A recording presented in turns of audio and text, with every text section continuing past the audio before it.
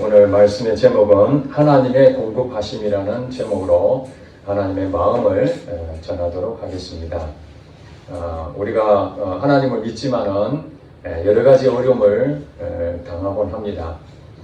예수를 안 믿는 사람들도 큰 어려움을 당하곤 하지만은 믿는 사람도 예외가 아닙니다.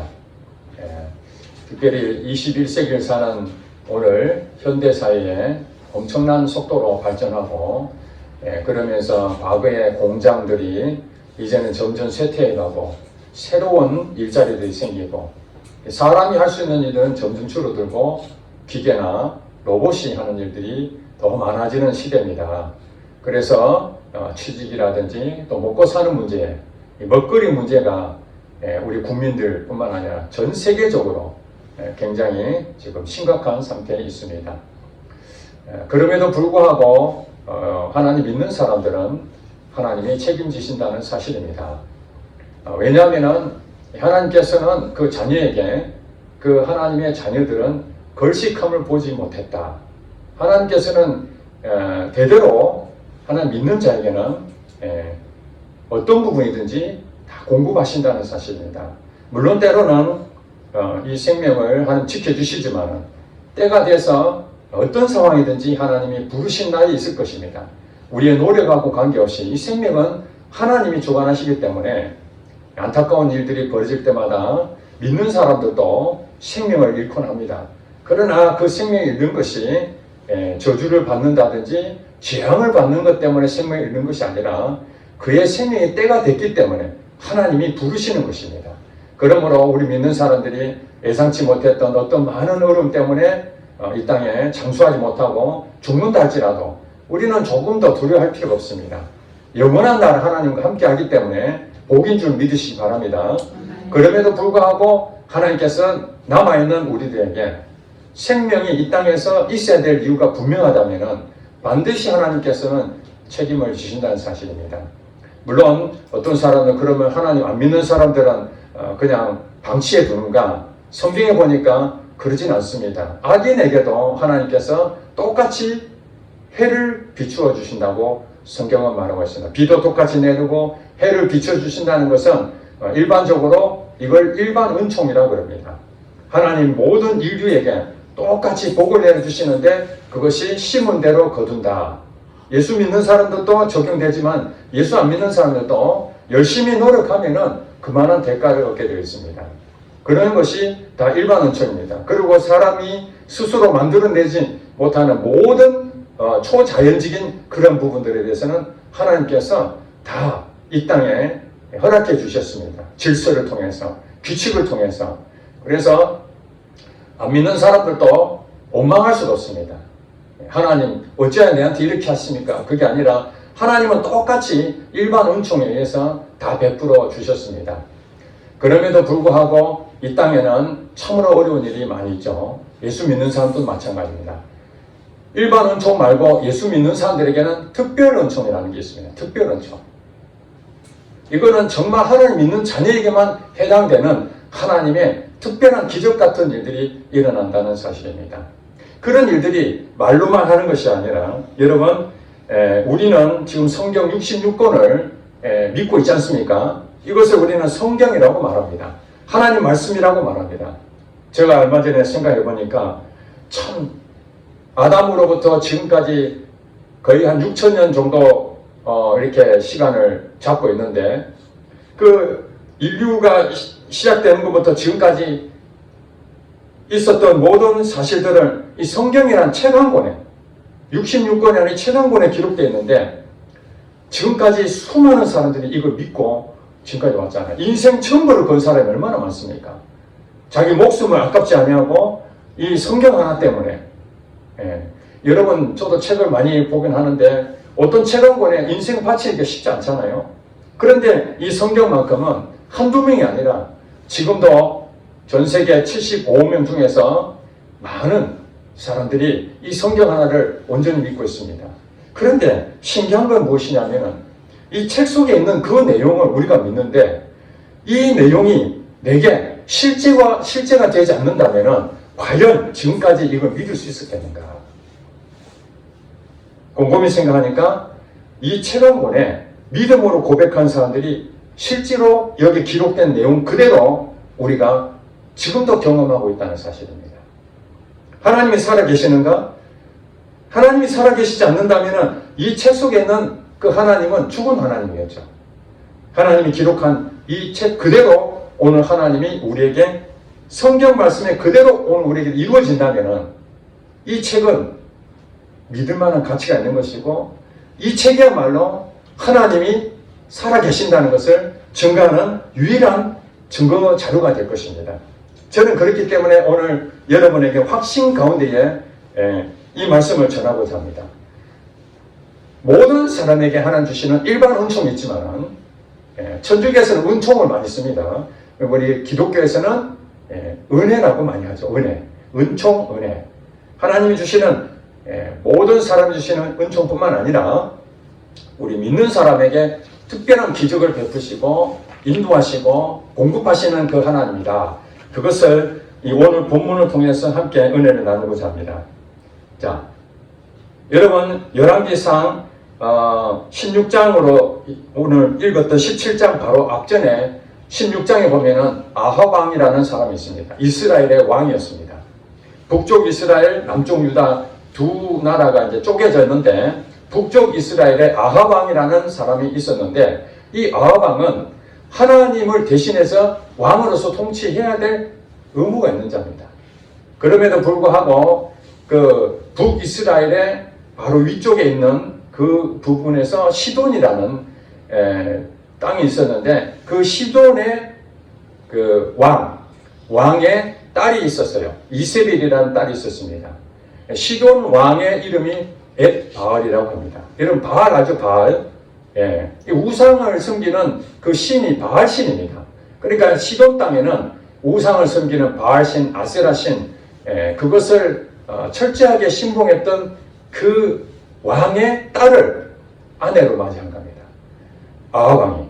그러니까 어떻게 말하면 우상 숭배하는 그 민족의 딸이 이스라엘에 와가지고 여기에 하나님 믿는 이스라엘 땅은 하나님 믿는 데잖아요. 하나님 믿는 것으로 바뀌어져야 되는데 반대로 아합 왕이 이 시돈 땅에 있는 바알을 섬기는 그쪽으로 넘어가 버린 거예요. 그래서 당시에 이스라엘의 수도는 사마리아였는데 사마리아 온 도성에 우상을 이렇게 만들어 놓곤 했었습니다. 하나님이 진노하시는 것이죠. 하나님을 온전히 믿어야 되는데 우상을 섬기는 이스라엘 왕에게 징계를 내립니다. 그 나라에 가뭄이 오게 만들죠. 비를 내리지 않게 했다는 겁니다. 여러분 지금이야 수도가 잘 돼 있고 이게 그 도시적인 모든 부분은 갖춰져 있기 때문에 일정한 부분에서 비가 내리지 않더라도 크게 지장이 없습니다. 그러나 이것도 시간이 많이 가게 되면은 물을 공급받지 못하니까 수도를 마음껏 우리가 쓸 수가 없는 그런 일이 생기잖아요. 근데 과거에는 그런 시설이 없었기 때문에 비가 내리지 않는다. 그러면 그들은 이제 한숨 소리가 나는 거죠. 그것도 하루 이틀이 아니라 성경에 보니까 3년 6개월 동안 비가 내리지 않는 거예요. 왜 비를 내리지 않았다고요? 이스라엘 백성들이 우상을 섬기기 때문에, 변질되었기 때문에. 하나님 한 분, 하나님이 모든 걸 공급하시는 분입니다. 비를 내리시고 먹을 걸 주시고 천재지변 모든 걸 관장하시는 분이 하나님이신데 바알신한테 섬기는 거예요. 바알신. 그래서 하나님께서 그들을 깨닫게 하려고 비를 내리지 않게 되는 거죠. 그래서 엘리야 선지자라는 사람이 아합 왕한테 가서 비가 내리지 않을 것이다.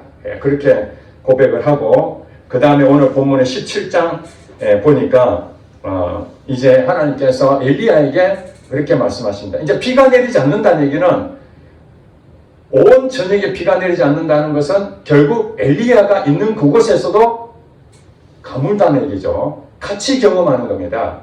하나님의 사람이었던 엘리야 선지자조차도 이제 그 가뭄 때문에 어려움을 겪게 되는 거예요. 이해가 되시죠?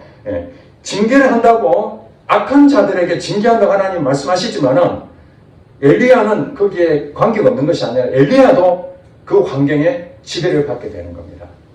거기서 가물어졌다는 얘기는 환경적으로 안 좋은 상황이 왔다는 것입니다. 우리나라로 말하면은 1997년도에 어떤 사건이 있었습니까? 예, 젊은 사람들 잘 모르지만은 IMF라는 그 사태가 있었죠. 예, 국가 부도 사태가 난 겁니다. 재정이 파탄됐습니다. 그게 이제 어떻게 말하면은 흉년이 된 것이죠. 가물어진 겁니다. 또 얼마 전에 코로나로 인해서 전 세계가 질병 가운데에 얼마나 어려움을 겪었습니까? 이런 것들도 극심한 가뭄에 속해 있다, 그렇게 볼 수 있습니다. 자, 그럼 여러분들의 영적 의미를 아시겠죠? 여러분 개인 한 사람에게도 똑같이 어려움을 겪을 수 있습니다. 회사가 어려워졌다? 그러면 나는 괜찮아야 되는데 그 회사가 어려워지면서 내게도 연봉이 깎인다든지 아니면 그 회사가 문을 닫게 되면은 실직을 한다든지 이런 일이 생기게 되잖아요. 이런 모든 환경들이 극심한 가뭄이 왔다. 지금 어떤 상태입니까? 하나님께서는 어떤 뜻이 있어서 많은 어떤 그 재앙이라든지 또 그런 부분들을 또 허락하실 때가 있습니다. 그 가운데에 믿는 사람들도 포함이 될 수 있다. 그러면은 그 믿는 사람이었던 엘리야 선지자에게는 그러면 가만히 방치하셨는가? 그렇지 않다는 것입니다. 자, 2절에 보니까 여호와의 말씀이 엘리야에게 임하여 이르시되 너는 여기서 떠나 동쪽으로 가서 요단 앞 그리 시내가에 숨고 그 시냇물을 마시라. 내가 까마귀들에게 명령하여 거기서 너를 먹이게 하리라. 이렇게 말씀하십니다. 엘리야 선지자에게 방책을 말하는 거죠. 하나님이 너에게 어떻게 말씀하시는지 오늘 본문에 말씀하신 것처럼 어디로 가라는 거예요? 요단 앞 그리 시냇가에 가서 숨어서 거기서 시냇물을 마셔라. 그러니까 초기였죠. 이제 가물기 시작하는데 그때의 그리 시냇가에는 물이 여전히 아직까지는 흘러내리고 있었던 거예요. 다른 데는 점점 물이 없어서 지금 말아가고 있는데 이게는 아직도 덜 지금 영향을 미친 거죠. 그쪽으로 가라는 거예요. 이걸 누가 알았다고요? 하나님이 아시고 엘리야 선지자에게 거기 가서 물을 마시라는 거예요. 그래 거기 가서 마시는데 또 하나님께서 말씀하시기를 뭐라고 합니까? 까마귀들에게 명령하여 거기서 너를 먹일 것이다. 여러분 참 기가 막힌 내용이 여기 있습니다. 까마귀들에게 명령하여, 이 까마귀들은 우리가 생각하면 자기 이 의지가 본능적인 것만 있지 이 까마귀가 저 한 사람을 살려야 되겠다 그런 그 안타까움 불쌍히 여기는 마음이 있었겠습니까? 전혀 없습니다. 누가 명령해요? 하나님이 까마귀들, 즉 이 자연 만물에 있는 모든 것들은 하나님이 통제하신다.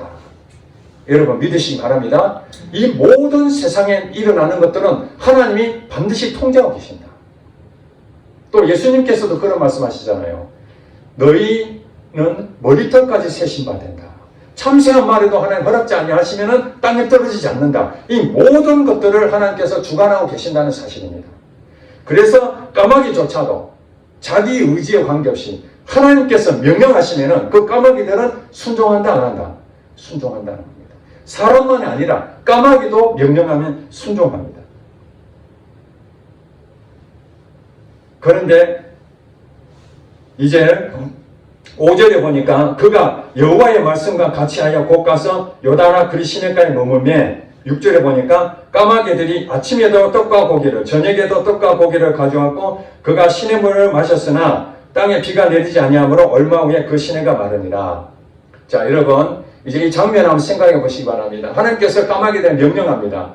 아침 저녁으로 떡과 고기를 배달해라. 배달의 민족이 그때부터 있었던 것 같아요. 드론처럼 까마귀가 막 날아다니는데 어디 갔는지 모르지만 손살같이 뭘 하나 가져오는 거예요. 보니까 입에 떡이 하나 툭 떨어지는 거예요. 또 다른 까마귀가 떠왔는데 뭐 고기가 툭 떨어지는 거예요. 정말 하나님께서 까마귀를 통해서 공급하신다 했는데 실제 그런 일이 일어난 겁니다. 여러분 초자연적인 현상 하나님 믿지 않는 사람들은 그런 것들에 대해서 이게 우연이다. 이야 재수 좋다. 이렇게 생각할지 모르겠습니다. 그런 하나님 믿는 사람들은 정말 예상치 못했던 일들이 일어납니다. 여러분 까마귀를 통해서 하나님 먹이실 줄이야 누가 알았겠습니까? 그런데 이 엘리야 선지자는 그 얘기를 듣고 말도 안 된다. 하나님은 이상하지.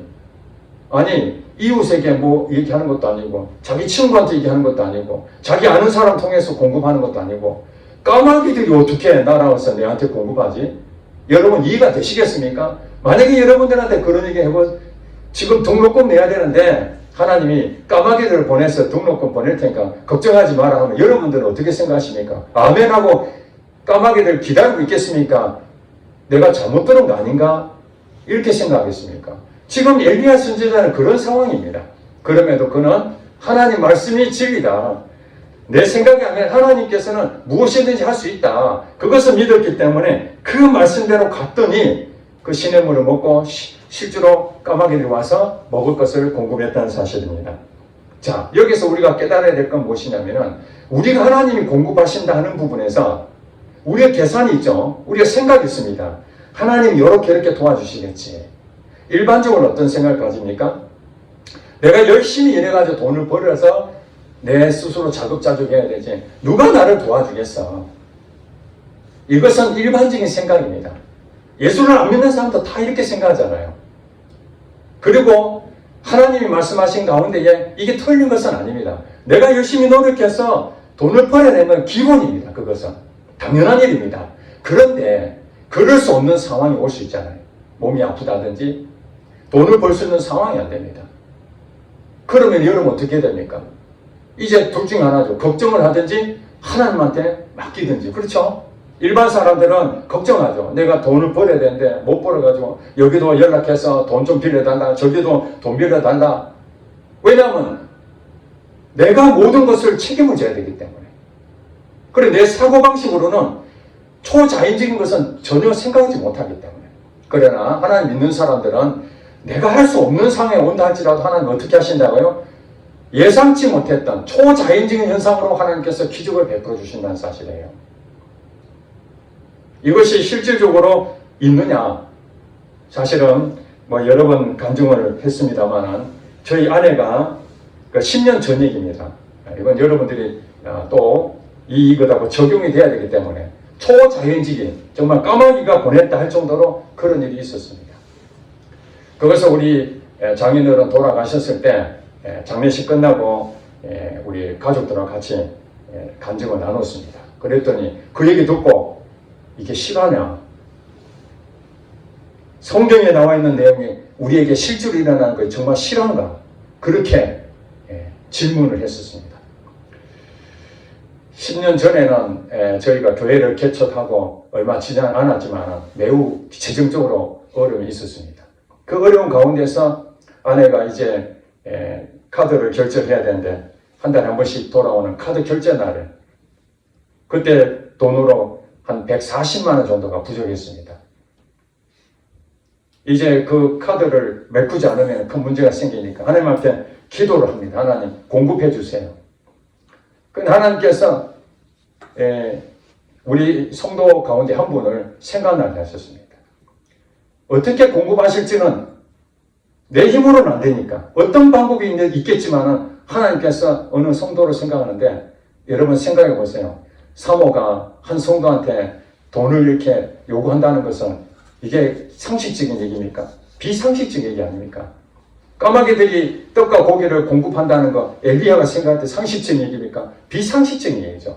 그런데 그 많은 사람들 가운데에 하필이면은 우리 성도 한 분을 생각나게 해서 그분에게 돈을 요청하라. 빌리라는 것도 아니고 달라고 그래라. 요청하라.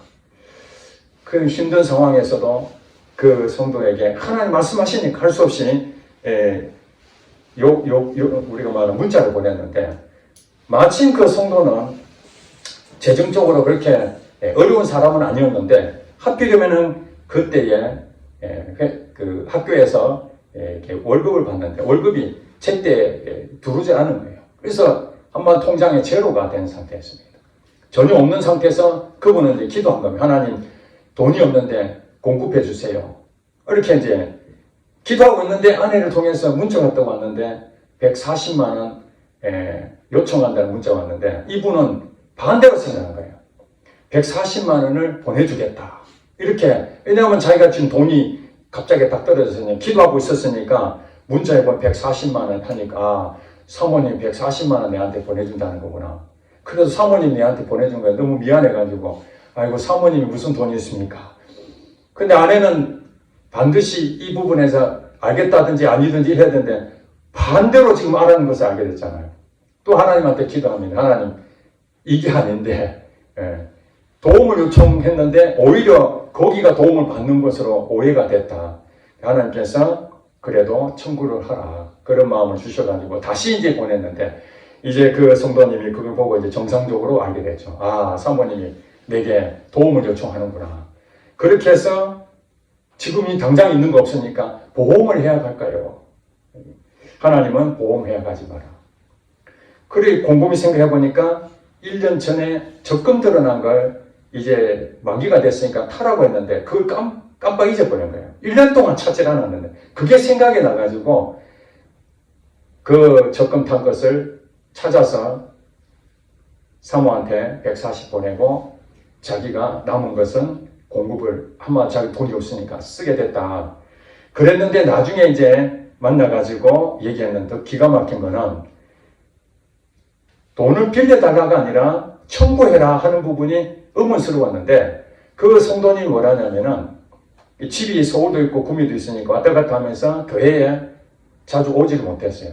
자주 오지를 못하다 보니까 11조를 해야 되는데 11조를 2달분을 140만 원 있었는데 그걸 하지 않고 있었던 거예요. 그랬는데 140만 원 청구하다 보니까 그때 깨달았다는 거예요. 이야, 내가 11조를 140만 원 했었어야 되는데 하지 못했던 걸 하나님 그걸 알게 해가지고 공급하셨구나. 자, 여러분 11조 누구 겁니까? 내 겁니까? 하나님 것입니까? 하나님 것이잖아요. 그러니까 하나님께서 이 성도가 140만 원을 11조 헌금해야 되는데 안 하고 있으니까 아내를 통해서 다 맞춰가지고 그래서 두 사람이 둘 다 공급을 받았잖아요. 둘 다 공급받은. 그 성도도 이걸 몰랐었으면, 적금 몰랐었으면은 공급을 못했는데 이 일로 인해 가지고 두 사람 다 해결되는 일이 있었습니다. 사람 힘으로 된 게 아닙니다. 상식을 깨뜨린 그런 부분을 하나님이 요구하신데 물론 우리가 잘 분배해야 됩니다. 무조건 뭐 그냥 가서 이렇게 하면 안 되고 잘 분배해야 되는 그런 부분이 필요하지만은 예상치 못했던 상식에 벗어난 그런 일들이 하나님께서는 우리에게 공급하신다는 사실입니다. 그러고 난 다음에 시내가 마르니까 이제 어떻게 됩니까? 여기도 더 머무를 곳이 안 된 거예요. 그 다음에 하나님께서 이런 말씀하십니다. 8절에 여호와의 말씀이 엘리야에게 임하여 이르시되 너는 일어나 시돈에 속한 사르바로서 가서 거기 머물라. 내가 그곳 과부에게 명령하여 내게 음식을 주게 하였느니라. 자, 처음에는 까마귀를 통해 가지고 먹을 것을 공급했는데 이제 그것이 다 이제 시한이 끝나니까 다음 장소로 이동시켰는데 어디로 가라고요? 자, 시돈 땅에 사르밧의 과부가 있는데 그 과부에게 내가 명령할 테니까 너는 거기 가서 먹을 것을 공급받아라. 그렇게 지시를 하죠. 여러분, 과부와 부하는 가난의 상징입니다. 물론 과부 중에서 돈이 많은 사람도 있긴 있지만은 대체적으로 과부와 부하는 하나님이 돌보는 자들이었습니다. 그래서 이스라엘 백성들에게 고아와 과부를 위해서 먹을 걸 다 먹지 말고 일부를 남겨둬라. 이 구제하라는 거죠. 그렇게 했던 것처럼 이 시돈 땅에 사르밧이라는 곳이 있는데 그곳에 과부가 있었습니다. 근데 하나님 명령이 거기 가서 공급받아라니까 엘리야 선지자가 여기서도 순종하고 사르밧으로 가게 됩니다. 자, 10절에 보면 그가 일어나 사르밧으로 가서 성문에 이를 때에 마침 한 과부가 거기에 나뭇가지를 줍고 있는 걸 보입니다. 그때 하나님께서 무슨 말씀하셨을까요? 과부가 하나만 있었던 건 아닐 거 아니에요? 그런데 거기에 과부가 있는지 어떻게 알았을까요? 여기 성경에는 한 과부가 그곳에 있었다고 말하지만은 엘리야 선지자는 하나님이 가르쳐주지 않으면 이 사람이 과부인지 아닌지 정보를 알 수가 없었겠죠. 한 사람을 딱 보이는 순간 하나님께서 바로 저 사람이다. 그렇게 말씀하셨을 것으로 추측이 됩니다. 그래서 그 과부에게 물을 달라 이렇게 말을 하는데 그가 이제 그 물에 대해서 가지러 가려고 할 때 엘리야가 다시 또 얘기합니다. 이제 본질을 얘기하죠. 물도 물이지만은 네 손에 떡 한 조각을 내게로 가져오라. 한마디로 내 먹을 걸 공급해달라. 지금 그렇게 요청하는 것이죠. 그런데 12절에 보니까 기가 막힌 말을 합니다. 과부가 뭐라고 얘기합니까? 당신의 하나님 여호와께서 살아계심을 두고 맹세하노니 나는 뭐가 없다고? 떡이 없다는 거예요.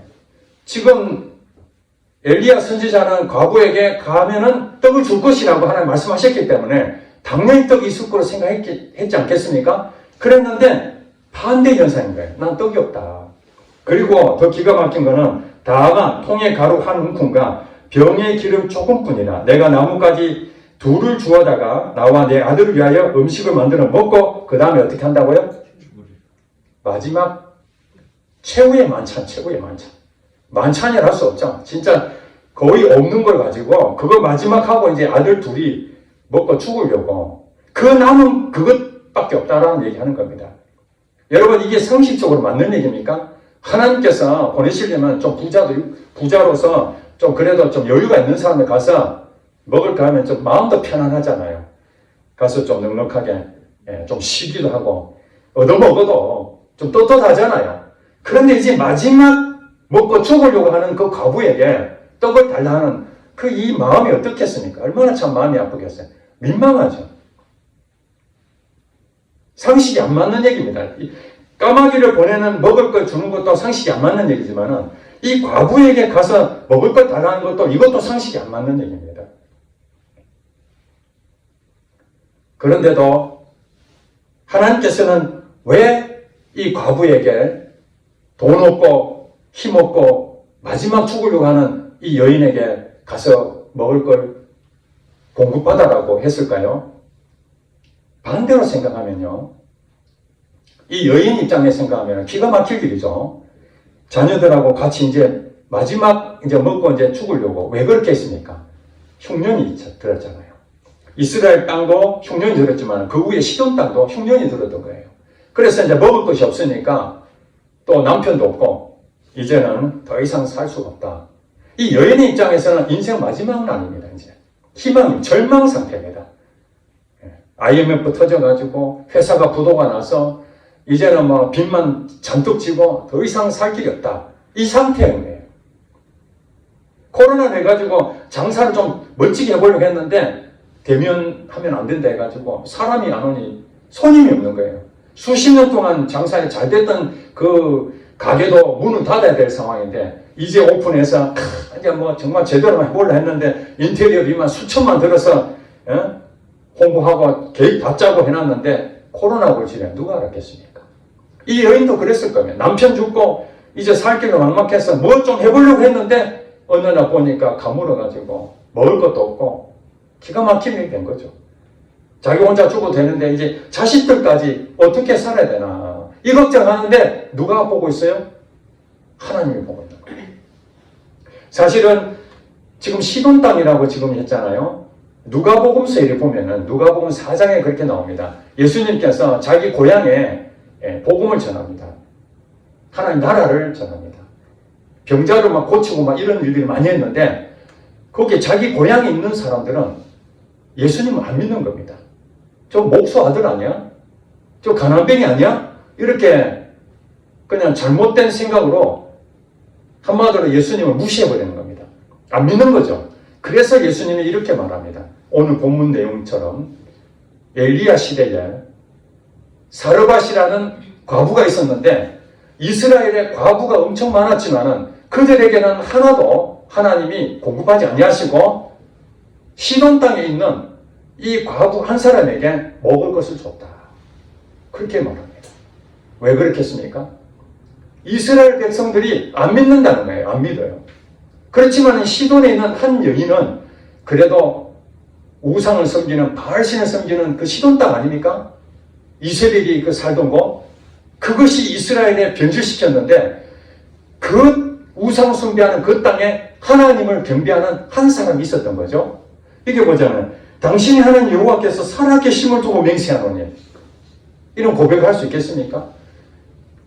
이웃에 있는 곳에서 비록 이 나라는 우상 숭배하지만은 그래도 이스라엘 땅에 하나님 계시다는 것을 본인도 알고는 있었던 것 같아요. 어떻게 신앙생활 했는지 모르지만 하나님께서 그 눈여겨보고 그 마음을 기특히 여겨서 그를 살리려고 누구를 보냈다고요? 주의 종을 보낸 거예요. 사실은 엘리야 선지자가 가가지고 먹을 걸 달라 했을 때에 그 여인이 이게 무슨 소리냐, 당신이 나를 먹을 걸 줘야 되지 내가 어떻게 당신을 먹을 걸 줘, 불쾌하게 생각할 수 있지 않겠습니까?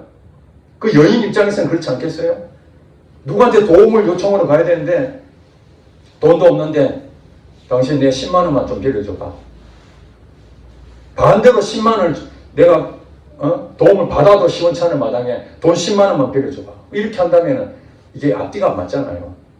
그런데 하나님께서는 누가복음 6장 38절 말씀처럼 주라 그리하면 너에게 주시리니. 자, 여러분, 기가 막힌 것이 있죠. 우리에게 하나님 공급하시는 부분에서 그냥 채워주는 것이 아니라 믿음을 본다. 믿음. 무슨 믿음 봅니까? 너가 하나님 믿느냐? 예, 믿습니다. 진짜 믿느냐? 그러면은 내가 테스트를 하겠다. 이 여인에게 말한 거예요. 너가 하나님 믿는다면은 그에게 먼저 주라. 우리 자식이 먹어야 되는데 나의 전부인데 그 전부를 그 선지자 하나님의 종에게 먼저 줘라.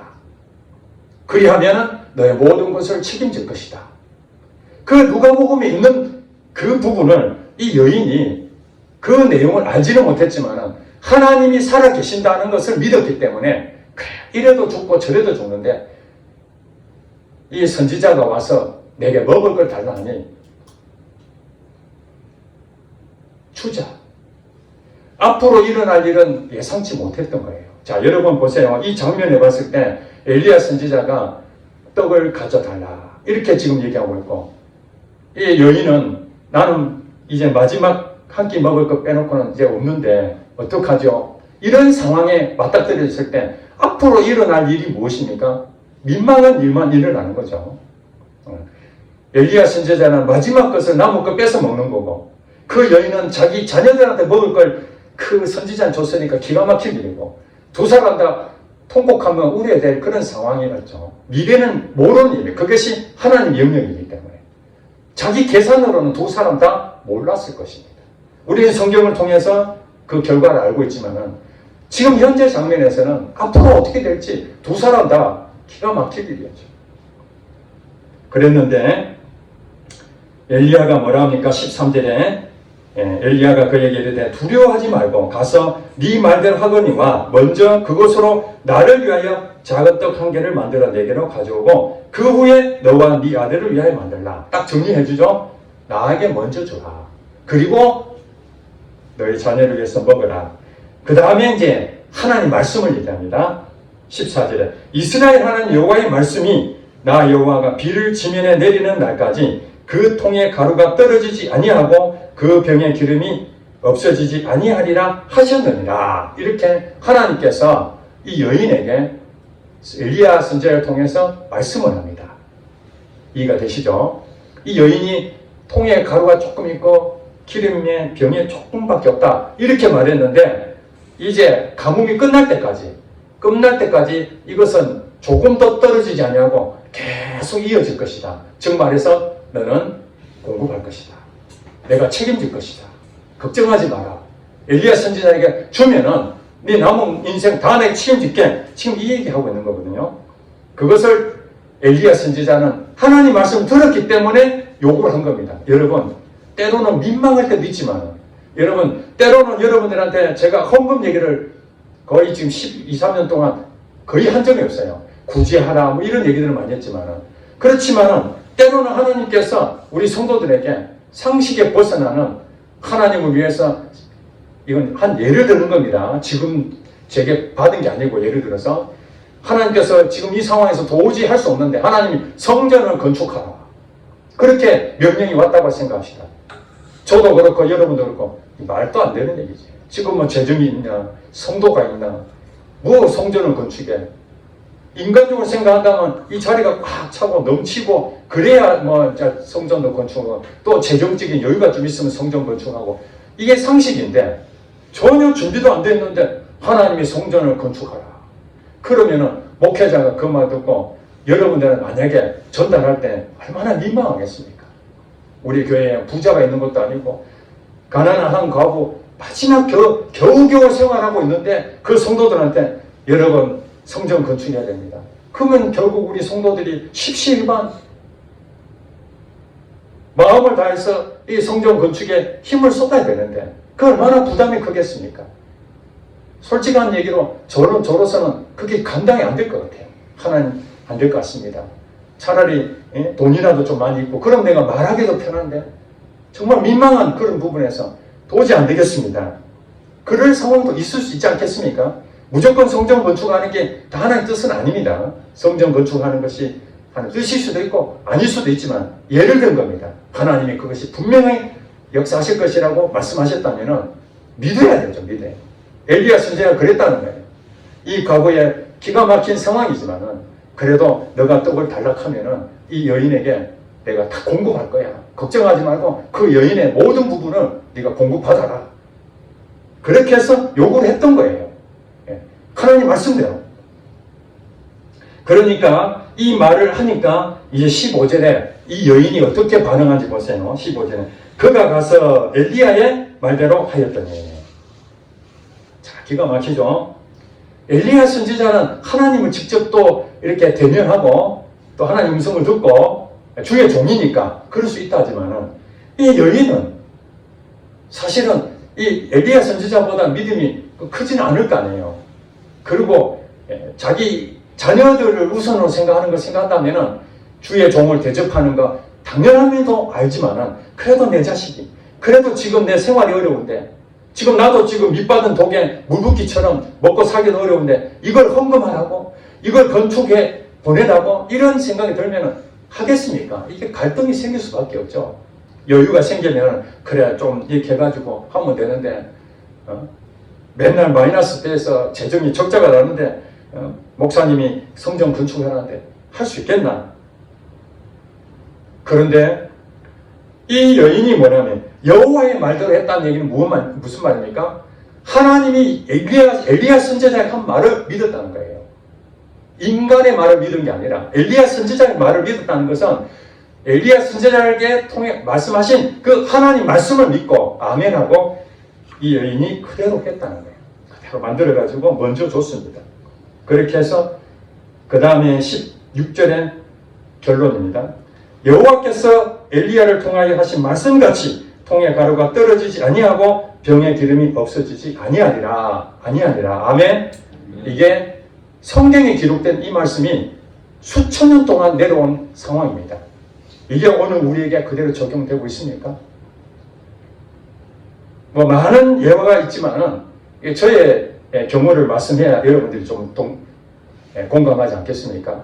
뭐 예전에도 얘기한 적도 있지만 연결되어 있기 때문에 제가 신학교를 가야 되는데 그때 그 사업도 어려워졌고 재정적으로 어려워졌고 아내나 저는 사실은 모든 재정이 회복이 되고 편안하게 여유롭게 목회에 가는 것을 원했지 정말 재정적 어려운 상황에서 개척한다 이거는 생각도 못했습니다. 왜냐하면은 내 자신부터 모든 것이 준비가 안 됐는데 어떻게 개척하겠습니까? 재정적으로 다 어려워졌는데 성도들한테 부담이 될 것이고 이건 저희의 가지고 있는 그 성향적으로도 맞지 않고 다 준비해서 가야 되는데 그랬는데 하나님께서는 신학교를 먼저 가라는 거예요. 먼저 가라는데 방법이 없잖아요. 할 수 없이 아내에게 신학교를 먼저 가라는데 어떡하나. 이거 순서를 바꿔야 되잖아요. 근데 아내가 이제 기도를 해보자. 그래서 기도를 했습니다. 아내가. 기도하고 하나님께서 기도하는 가운데 또 환상을 보여주는데 제가 우리 옛날 그 운영하던 사업체 거기 사무실에 차를 딱 내렸는데 내린 내 모습이 목사 가운을 입고 딱 있었던 거예요. 그러니까 아내가 보고 목사가 돼야 되는구나. 신학교 가라는 거구나. 그러고 난 다음에 하나님이 접시를 하나 보여주는데 그 접시에 먹을 것이 탁 생기는 거예요. 그걸 먹었는데 보니까 또 접시에 먹을 것 또 생기는 거예요. 아, 남편이 신학교 가면은 하나님이 먹을 걸 주시는구나. 이게 통에 가루가 떨어지지 않고 기름이 없어지지 않는 것처럼 오늘 이 사르밧 과부에게 끊임없이 이어진 것처럼 언제까지요? 가뭄이 끝날 때까지 공급하신다는 것처럼 내가 신학교 가면은 그 접시에 있는 것처럼 다 먹으면 또 채워주고 먹어주면 채워준다. 이렇게 해서 제게 신학교 가라고 허락해 줍니다. 신학교 가서 거기서도 한 10년 동안이나 많은 재정적인 어려움을 겪고 교회를 개척해야 되는데 개척이 길이 안 열리고 그 하나님께서 또 우리에게 마음을 주셔가지고 학원을 하라는 마음을 주셔서 교회를 하면서 학원을 같이 했습니다. 학원 애들도 별로 없었는데 외부에서 지원해 줄 사람들은 아무도 없고 자급자족해야 되는데 결국엔 이 학원을 통해서 하나님께서 교회 초기에 성도들이 없으니까 여기 임대료부터 관리비, 전기요금 모든 부분들을 제가 뭐 사례를 받지도 않고 교회 들어오는 모든 부분들은 다 교회 돈으로 쓰고 나머지 부분은 다 학원에서 들어오는 경비로 다 처리를 했습니다. 그런데 어느 시간이 지나니까 학원에 학생들이 점점 줄어드니까 이게 경제적으로 어려워지잖아요. 수입이 줄어드니까 지출도 줄여야 되는데 그럴 때 성도들이 이제 조금씩 늘어나기 시작합니다. 성도 늘어나면서 재정적인 부분들이 채워지다 보니까 관리비든지 임대료든지 뭐 이런 부분들이 이제는 학원에서 부담했던 걸 교회로 부담하게 만들었어요. 그런데도 불구하고 재정적으로 어려워지니까 교회에서 사례비도 조금씩 주게 되고 그래도 또 어려워지니까 이제 까마귀들이 다 끝나는 거죠. 학원이 돼도 문을 닫아야 될 상황이다. 까마귀들이 아침 저녁으로 떡과 고기를 보내줬던 그게 다 끝나니까 이제 우리는 어떻게 되나? 오늘 이 말씀처럼 하나님이 우리를 공급하실 거야. 학원도 하나님께서 먹을 거 주셔가지고 교회를 세우게 하셨으니 그 다음 것은 하나님 역사하실 것이야. 그렇게 이제 평안한 마음으로 기도했는데 하나님께서 예기치 않게 지금 있는 신문사로 전혀 해보지도 않았는데 수입도 엄청 적은 상황이었지만 하나님이 그쪽으로 보내신 거예요. 상식적으로 생각하면 갈 수가 없는 거죠. 재정적으로 그거 가지고 우리의 재정을 해결할 수가 없는데 거기에 가서 하나님께서 이제 신문사에서 돈은 조금밖에 안 되지만 또 하나님이 사람들을 만나게 하시고 오늘날 까마귀는 눈에 보이는 까마귀는 없지만 하나님께서 사람을 통해서 또 여러 많은 우리가 요구한 건 아닙니다. 그분들이 감사하는 마음으로 여기저기서 도움을 주셔가지고 우리가 그 많은 빚이 있었는데 그 빚도 점차 줄어가면서 또 신문사가 앞으로 어떻게 될지 모른다. 신문사를 통해서 하나님께 공급하셨던 것이 언젠가는 또 이제 줄어들 때가 올 것 같습니다. 만약 그런 상황이 된다면은 이 하나님께서 이제 우리가 생활할 수 있는 게 다 끊어지는데 어떡하지? 교회에서 주는 것도 부족하고 주변에서 도와준 것도 없고 하고 있는 것도 벌이가 없으면 노후는 어떡하지? 걱정할 수 있지 않겠습니까? 그러나 하나님 믿는 자녀에게는 반드시 공급하시는데 우리 생각을 공급하시는 것이 아니라 또 어떻게 역사하실지 그것이 우리에게 큰 믿음으로 오는 겁니다. 하나님이 또 어떻게 공급하실지 더 그 일을 하게 하실지 그 일을 안 하게 되면 또 다른 일을 하게 할지 그것도 안 하면 어떤 방법으로 우리의 생활에 대한 모든 부분들 이 세상 끝날 때까지 복음을 전가하는 일에 필요한 모든 것들은 하나님이 공급하실 줄을 우리는 믿는 것입니다. 왜 믿습니까? 바로 이 열왕기상 17장에 나와 있는 엘리야 선지자와 그 과부의 두 사람 관계를 통해서 믿음으로 말씀대로 순종하며 가니까 하나님께서 역사하시고 예기치 않는 초자연적 현상으로 기적을 베푸신 것을 우리는 이 말씀 그대로 순종해서 믿음으로 우리도 실제가 됐기 때문에 앞으로 미래에 대해서도 하나님께서 공급하실 것을 믿게 됩니다. 우리 교회도 마찬가지입니다. 지금은 어려움이 있고 그렇지만 하나님께서 이 교회를 어떻게 역사하실지 아무도 모르는 것입니다. 초자연적으로 하나님 일하실 수 있는 부분들이 너무나 많기 때문에 우리는 지금 현재를 보는 것이 아니라 미래에 역사하실 하나님을 바라보는 것입니다. 여러분 노후에 걱정이 되시니까 몸이 아프고 또 아이처럼 정말 극심한 흉년이 오고 우리 가정에 정말 힘든 어려움이 생길 수도 있습니다. 그럼에도 불구하고 하나님께서는 우리 믿는 자에게는 특별 은총으로 까마귀들을 보내시고 이 한 과부를 살리시고 엘리야도 살린 것처럼 반드시 역사하신다는 사실입니다. 걱정할 필요가 없습니다. 문제는 뭐냐? 오늘 본문에 말한 것처럼 두려워하지 말고 내 말대로 해라. 하나님께서 주의 종을 통해서 여러분에게 선포합니다. 엘리야가 지금 여러분들 한 과부라고 생각할 때 두려워하지 말고 내 말대로 해라. 오늘 이 말씀, 가뭄이 온다 할지라도 너희들은 절대 굶어 죽지 않는다. 내가 책임진다. 너의 생명을 이 땅에 있는 동안 내가 책임진다. 그 말씀 붙잡고 여러분 어떤 상황이 오더라도 두려워하지 마시고 긍정적으로 감사하는 마음으로 하나님을 믿으시기 주의 이름 축복합니다. 기도하겠습니다.